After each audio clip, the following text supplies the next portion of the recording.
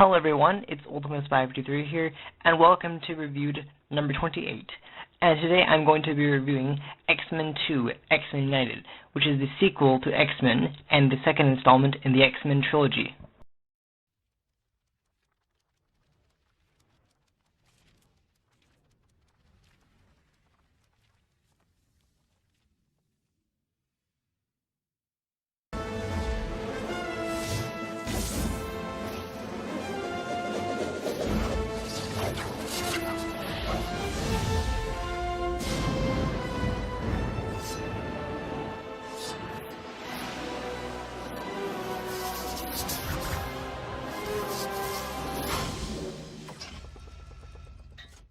So, as you can see, I'm in a new setup. Yeah, that's right, I moved. So, just briefly show you my room. This is my room. Yeah, so, new setup. Anyway, to the movie. Now, this movie was actually my favorite X-Men movie in the trilogy that they made. Before they made the prequel trilogy thing with X-Men First Class and everything like that. It was really well done. In terms of the plot and the story, it was basically the same cast. There was a few more mutants that were like added in terms of like, well, cameos. Really, it felt like that. There was a lot more like mutants that had a role, either minor role or roles that were really later recast as a more major role in the next movie. So this movie was actually, a funny thing about this movie is that it was known professionally as X-Men 2. However, it was distributed as X2, or X-Men, or X2, X-Men United, or if people want to say it another way, you don't say it X-Men 2, X-Men United, which is what I called it in the intro here. So this movie was fantastic. I thought it was really good. It takes place, I want to say, like, I don't know, a few months after the first one. And it's basically Wolverine returning from investigating something. And it's basically about, well, it's about, you know, basically the idea of Magneto breaking out of prison with the help of Mystique, and him firing at. Actually, no, it wasn't him. It was Stryker. So basically the idea, the movie is about Stryker, who's basically the guy who's in the comics as who hates all mutants. He basically hates mutants, so he wants to destroy them or whatever. So he basically sends his men to basically, I guess, destroy the X-Men or kill everyone in the X-Men. I don't even know if that's actually how it happened. I know that they were sent men to basically investigate the place and break in and smash everything and basically destroy the entire place. And so of course, since Magneto wasn't Wolverine was there, he was able to get him to escape. So it's pretty much about that. We get more of the expansion. We get an appearances such as I think we would get an appearance as from a character called Kitty Pryde, who's later known as Shadowcat in the next movie. Daniel Kidmore plays Colossus, which is a mutant who basically turned into steel. He has a reinforced steel body. And it's they're basically all like coming together to try to stop Stryker, who is not only the man who basically like gave Wolverine his claws, but also hates all mutants. So that's the idea of the movie. And so he's basically trying to build a version of Cerebro, or I guess like another version of Cerebro with the help of his son. I think his son is built another version of Cerebro, which is the same idea, but it's like different. Also, this movie introduces a new character called Nightcrawler. Kurt Wagner, Nightcrawler. He was previously made an appearance in X-Men Apocalypse, a younger version of the character. However, Like Deadpool says in the Deadpool movie, these timelines are confusing. So this is not only is this an older version of Nightcrawler, but this is also another version of him. So first of all, older guy, but also another version, because what's confusing about it is the fact that at the end of X-Men Apocalypse, he's in the line. He's like setting up, making a pose, as if he's like, oh my gosh, he's gonna be part of the X-Men. And then suddenly we're in this movie. It's like, whoa, this is a new character. What? That didn't make sense. Because it's like we know him as gonna be part of the X-Men, and then suddenly he's like, you know, this character that's been introduced as a shapeshifter guy, but he can teleport basically. He's basically the same same ability. Well, the Zazel from First Class, he basically a copy of that. So Nightcrawler is basically the older version, played by a different actor, of course, Alan Cumming. Who, if you don't know Alan Cumming, he actually played the villain in the second Mask movie, Son of the Mask. I actually never saw the movie. I did see a little bits of it, but I think I probably will do a review on that one day. I haven't really gotten around to it. But it's basically, the movie begins with where he is trying to assassinate the president. He's trying to assassinate the president. And he kind of goes on with the X-Men, and everything, and it's basically about that. It's a big movie, honestly. It really is. You get to see more of the X-Men, which I liked about it. I felt that all the characters were better than the first one in terms of what they looked like. I like Monroe. I like Aurora Monroe. Storm's look. She looks a lot better. Her hair is a little shorter than it was in the first one, but she's still pretty hot. Yeah, well, what do you expect? It's Halle Berry. But yeah, I like the character they had in the movie. It was really good. It didn't feel like what the first movie, where it was just kind of like boring. The first movie felt boring. This movie felt more lively and more action oriented. I like that. I like the fact that I really saw more action in it. And the fact that the plot just kept going, and some movies where I see it, I'm like, okay, this is kind of boring, kind of like Transformers. I think it was the third one or something, where I just kind of feel like, wow, I'm only like maybe an hour, and I'm like, oh, this is boring, because some of those movies where the plot doesn't really go anywhere, it just kind of like, it stalls and stalls and stalls, and it just does not go, it doesn't speed up and just kind of go anywhere. I like the movies where actually they start out small and they kind of grow, and they make sure you stay interested. With this movie, it really did. The first movie did not really do as well in terms of pique my interest, in terms of like get me really like oh my gosh, I want to keep watching. I mean, not to say it was a bad movie. X-Men 1 was a good movie, but this movie just made me want to keep going, and like I just wanted to keep watching in terms of what it had. Also, this was this in the second movie, I believe. Magneto was locked into this, like, I think it's plastic prison thingy, and Mystique basically fills this prison guard with metal, so that when the prison guard comes up to him, he can take out the metal and escape, basically. So Magneto basically escapes. So that's a big thing, because it's like he's never supposed to escape that thing, but he does. So yeah, I thought that was really, really interesting. There's also really cool scene. The fact that we now have Bobby Drake, Iceman, who's basically dating Anna Paquin's Mystique, Anna Paquin's Mary Rogue. She plays Rogue in the movie. Who can basically take your powers, or not take powers, basically like cause you harm, like hurt you. She can basically hurt you, and take all your life energy away. I guess that's the idea, is her powers. She doesn't like that, of course. She does not like her powers. Come on, who wouldn't want a power like that? But that being said, they're basically dating in Wolverine's like, how you doing that, and they're like we're still figuring it out. So yeah, that was cool. I also like the fact that there's a scene where Wolverine wakes up and he just can't sleep. He goes under the thing and he sees a kid.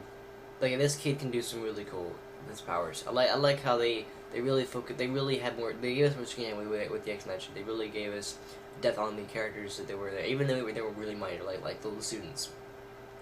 There's a student he encounters who can basically he has the power to switch the channels that he's watching. He's like on TV and he sees channels and he can basically switch the channel with basically blinking his eyes. He just basically blinks and he channel switches.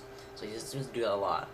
And then he goes into the room and he talks to Bobby Drake, known as Iceman in the movie, who has the power to basically make ice. He basically well, okay, maybe yeah. He basically is like Elsa in Frozen, who can make ice. Like he has ice powers, as she does too. And so what happens is that like he's asking for beer and he doesn't. And he's like, this is school, and what's really cool is that he gets the soda out of the fridge and it's not very cold. So he gives it to Iceman, who's like, he just blows into it, and he's like, and Wolverine's like, thanks, he's like, no problem. It's like that's the best power he can just do to like blow to make your drink cold. But that being said, it was a good movie. I thought the marketing was a little weird in terms of marketing. It was X2, which is kind of weird, in fact. I mean, it wasn't a bad thing. It just kind of like, huh. I mean, you can say it multiple ways, X-Men 2, but X2 just felt weird. I mean, it was a fairly decent movie. I liked the plot. I like everything that had in it. Some of the characters were really good in the movie. I like the same kind of characters. Also, there's a scene in the movie where they have to retreat because Stryker basically hunting them down in a river. They retreat to Bobby Drake's house, which is where I think Pyro is. I think it's older brother Pyro. Or I think it's his friend. I don't even know. Wait, yeah, I'm pretty sure it's his friend. I could be wrong about that. I can't remember. But so he goes to his house and Pyro's there, or is basically known as a mutant called John Allardyce. Also known as Pyro. He can basically make fire come out of his hands.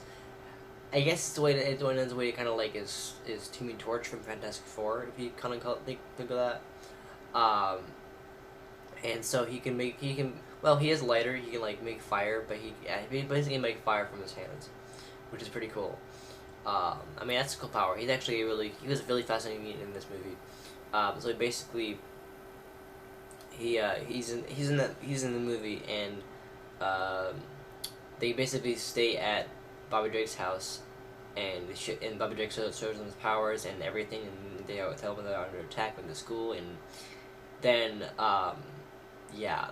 The one thing I like about the movie, the one really great action scene that I love about the movie is this fight out between Wolverine and Lady Deathstrike.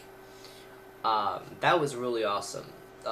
Lady Deathstrike is basically this mutant woman who has basically, well, not the same powers as a Wolverine, but like she has claws in terms, like her fingernails are like her fingernails go to claws, like really like long claws, and she basically has the same idea of what Wolverine can do. I mean, I don't think she can heal, but she can do a similar thing in terms of what Wolverine can do with his claws. So that fight was actually pretty crazy in terms of how it went. And there's actually somewhat of a nod to X-Men Origins Wolverine, where Wolverine came from. There's a little tub of water or a tub of liquid thing, or I don't know, green stuff. This is green stuff that Wolverine was in, and he basically fights this woman in the Deathstrike into this thing of water where she eventually dies. But it's this crazy battle, and it's actually really fascinating. It's really good action sequence. I liked it. I did like it. It was really well done. I thought it was tense. It was thrilling. It was amazing, and I loved every aspect of it. Also, I thought that some of the creepy parts of the movie were, well, not creepy, well, it kind of felt like it maybe mind control. Like that was the idea, because there was this little girl that is basically by Professor X's side. He basically, well, she's not real. She's basically she basically the substitute for Jason, who is Jason Stryker's yeah, basically the substitute for Jason Stryker, who is William Stryker's son. So basically, he's a mutant who can, I guess, do the same. Well, I think he's more powerful than like Professor X. I think so. I think that's the idea. So, he basically he basically makes an illusion of this little girl, who asks questions to Professor X and basically controls Professor X in a way. So yeah, I thought that was really, really interesting. It was kind of creepy in a way, because it's this little girl who's like, I think she's about like maybe 10, 11, 12, I don't know, something like that. Very young. And then she's just a curious little girl. She doesn't even know what's going on, and she just keeps asking questions. I thought it was really, really interesting, the whole relationship between Jason Stryker and Professor X. That was an interesting part of the movie. And no, we don't get Beast yet, because I don't know why they didn't put Beast. I think Beast was actually supposed to be in the movie, but yet again, dude, I think it was due to budget cuts. He just wasn't on the movie. It's like a second time they could have done that, which is very unfortunate, because he was in the prequel trilogy of X-Men. But he is not in this movie. But I like what they had. Also, Senator Kelly's in this movie, but he's not at the same time, because he was killed off in the first movie. I think that's the case. However, Mystique, being a shapeshifter, she's able to actually morph into him and basically takes on his persona. There's also this whole scene where it's in the woods and Wolverine is because she has a big crush on Jean Grey, because of course that can happen, of course, because Jean Grey's dating Cyclops. Actually, he's going to be married to the Cyclops, but he has a crush on her, and eventually he kisses her, and that's like a holy reject, I think. I think that's the idea, is that he's a reject of in some way. I mean, it's pretty big deal that actually happened. So yeah,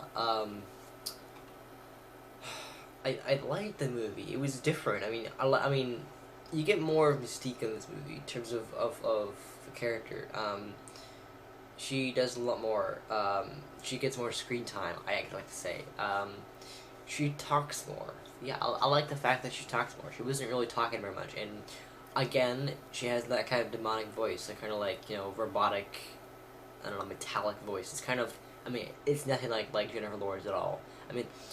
Not to say Jennifer Lawrence was bad. I love that character. Actually, in my opinion only, I actually like Jennifer Lawrence's portrayal of Mystique in the original prequel trilogy, the one X-Men First Class, Days of Future Past, and Apocalypse. I love that character. Love that version of her. She was younger, and she just had more physique, I guess. She just could do it better. I guess that's her voice. She sounded more human.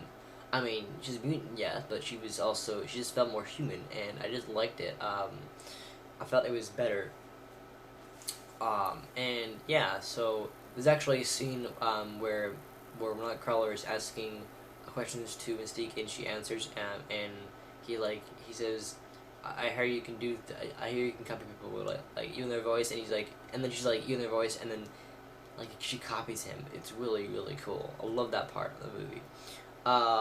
So yeah, one thing that's kind of weird, I guess weird, is the fact that I'm not a huge fan of it when the comic movies, they call the heroes by, some of them they call them by their mutant name, but others call them by their human name. I think Scott Summers is the one that gets just called Scott just all the time since Scott. I think Wolverine might have called him Cyclops at one point, but I don't actually remember that part. I do know that Storm gets called Storm always. I don't think she ever gets called Aurora Monroe, or Moonroe, that's how you say it. I don't think it's ever been a thing where she's called that, where she's called Aurora, or Aurora. I can't remember, Aurora. But overall, it was good. I liked it. I liked the fact that they had that in there. they had other minor. They actually had some minor characters who were really not hardly in there. They were just like students really. And that was Jubilee. I don't really know much about her. I know she's a mutant, but that's really all I can. I really don't know. I think she's. I think she might be a telepath. I think maybe I don't know. But yeah, I thought it was really really well done. In terms of what they had, there was actually a scene where with Wolverine and Mystique, and Mystique get transformed into Jean Grey. Of course, he didn't believe that because he knew that she just wouldn't do that. And so he found out she was Mystique, and everything went crazy. Um, so yeah, that's really well, not about that's not all I can say about it. I thought the Cerebro stuff was really interesting because the Cerebro, of course, I mentioned in the previous movie, the fact, or the other previous movies too, in the X-Men ones I've reviewed, the fact that Cerebro is basically this mutant tracking machine that that only Professor X can really use, and he's used to track mutants, and it's basically this huge cylinder, like like dome thing, circle globe thing. I don't even know. It's this sphere thing. And he can basically track mutants with that. And the idea is that Stryker is using that to, or basically copying that. They go to this place, and this place where they find this other version of Cerebro that's actually built by William Stryker. I think it's either William Stryker or Jason. So yeah, that was a really cool part of it. I like Colossus in this movie. It was really he was well done. I think he only makes 2 appearances. He makes appearance in this movie and also makes appearance in Days of Future Past. I'm pretty sure that's true. I think he might have been in Last Stand. I could be wrong about that though. But yeah, I liked that a lot. It was good. The stuff they have in the movie was really really good. So yeah. Trying to think if there's anything else about the movie that I liked. What else is there? I don't really know. There's a lot of stuff. I think the one thing that really drives the movie into like oh my gosh crazy thing is when Jean is forced to leave herself behind from the X jet because they're heading away and Jean basically ditches everyone.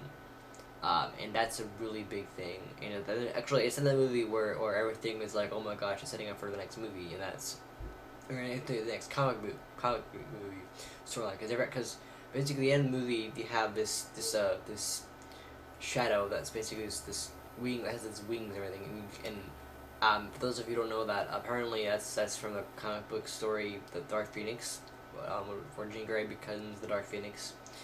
Because that was a hint at the Dark Phoenix comic book, and that's where everyone knows that the next movie is going to be about the Dark Phoenix. So, yeah. There's also a crazy part where I think it was Stryker talking to Wolverine, and of course Wolverine, like he's tied to this thing, and because actually what's really really weird about this movie is the fact that Stryker is played by 2 different actors, at least so far. He's been portrayed by a younger version, another version portrayed by Danny Houston, I think his name was, in the Orders movie. And of course, he was also played by Bryan Cranston in this movie. I think it was, yeah, Bryan Cranston. He was playing the movie. And overall, it was okay. I like the cat. I mean, what's really weird about the movie is the fact that they show a flashback scene, of Stryker, and it's really weird because that's the scene from him becoming Wolverine. And what's really weird is that it's a different actor who actually makes him. They make it look like basically make it look like Origins never happened in terms of the storyline, in terms of what happened, like where it happened, because the place that it actually happens, it looks completely different, or at least very similar. It looks similar to the idea of similar idea, but it's just different. I mean, not a bad different, good different. Just weird. So yeah, I thought it was really weird, really interesting. In terms of the characters, I did like Aura Monroe's Storm appearance. She looked better in terms of yeah, I know, she looked a lot better. I just can't help it. Sometimes like I'll look at characters and they just look amazing and different in the movie, in the next movie they just look awesome. So yeah, honestly, it was a really well done movie. I liked it a lot. It did. We get more of we get more we get more of each character. We get more of the X Mansion. Um, it's just a lot better. I like the X Mansion. The fact that you just see more. We just see more of it. We just see a lot more of the same stuff. Um, so yeah. Let's see. I'm trying to think. There's one thing I remember, but I think it might actually be from the second movie. Or no, the third movie. Yeah, I feel like it's from the third movie. Um, so yeah, yeah, I think that's about it. I mean, if there's one thing I didn't like about the movie. Um, it's the whole Mystique thing. I didn't like. I don't like. I'm not a huge fan of the Mystique that was featured in this trilogy. It's just her way, the voice. It's just the way she talks. It's weird. Um, but yeah. That being said, it was overall a really good movie. I liked it. It was better than the first movie. I mean, in my opinion, most sequels are better than the first movie anyway. um, but yeah, I did like it. I thought that it had some great character dynamics, great story, great action sequences, great show of each character, how they like changed from the first movie. Um, each of them kind of like looked like more like the comic books. It just looked better. They all look better than the first movie. I liked it. It was a lot better. I mean, some of the characters they don't see in the movie are gone, like Toad and Sabretooth, but I don't know. I'm not a huge fan of where they just don't even just explain what happened to the character. But yeah, that's about all I can say for X-Men 2. Still, the only thing I can really say about it is just the marketing is weird. But yeah, so anyway, that's all I can say really for X-Men 2. Yeah, really all I can say is that all I can say, yeah, I thought the beginning was really good, where it was Nightcrawler attacking the president. That was really good. That was fun. That was a good thing to see. Um, yeah, it's really a good. That was good. I like that. Um, yeah, that was very fun. So yeah, I think that'll do it for this episode. Thank you for watching. Yeah, thank you very much for watching this episode. If you liked it, then make sure to punch that like button. It really helps. It really does. And also subscribe to my channel for more of these reviews. I really need more subscribers. So yeah, anyway, thanks for watching, and I will see you in the next episode. Alright, see ya.